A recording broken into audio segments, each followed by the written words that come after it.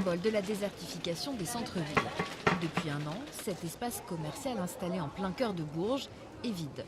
Aucun repreneur ne s'est présenté depuis le départ de la Fnac, qui pour diminuer ses charges a déménagé en périphérie. C'est là où on a besoin d'une politique d'État incitative. Incitative pour dire aux entreprises, revenez investir en centre-ville, vous aurez une fiscalité plus faible, vous aurez une économie d'impôt, de manière à ce que ces surfaces soient reprises. Le départ de la Fnac, le dispositif Cœur de Ville n'a pas pu l'empêcher. Malgré des loyers commerciaux en baisse de 30%, c'est la fiscalité qui reste dissuasive.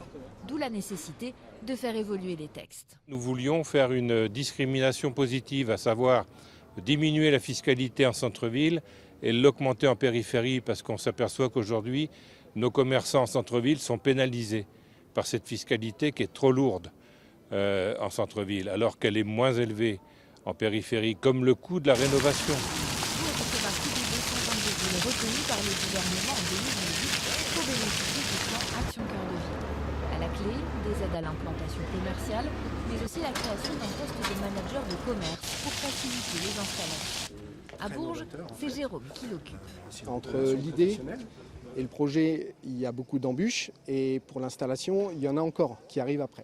Donc l'idée, c'est de faciliter, de fluidifier tout ça pour eux. L'année dernière, par exemple, on a 37 ouvertures de magasins pour 11 fermetures, ce qui nous donne un solde positif de 26 commerces supplémentaires par rapport à l'année 2020.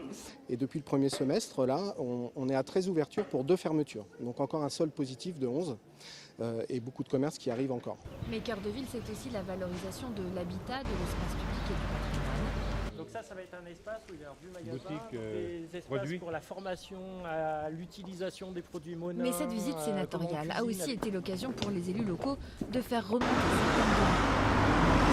De taxer les locaux vacants en périphérie pour éviter les friches commerciales ou encore de pouvoir les détruire pour récupérer du foncier.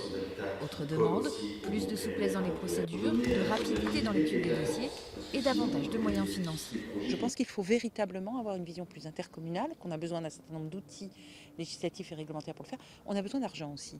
Et c'est une des limites de l'action Cœur de Ville, c'est l'absence d'engagement financier pluriannuel de la part de l'État et de façon générale, finalement, pas de moyens complémentaires, peu de moyens complémentaires dégagés par l'État pour accompagner les collectivités. Et pour ces territoires, il y a urgence. Le département du Cher a perdu 10 000 habitants en 6 ans, ce qui génère une autre problématique.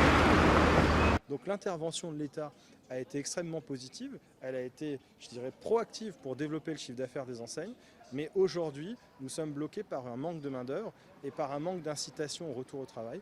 Et je pense que la prochaine vision prospective que doit avoir l'État, c'est d'aider au retour à l'emploi.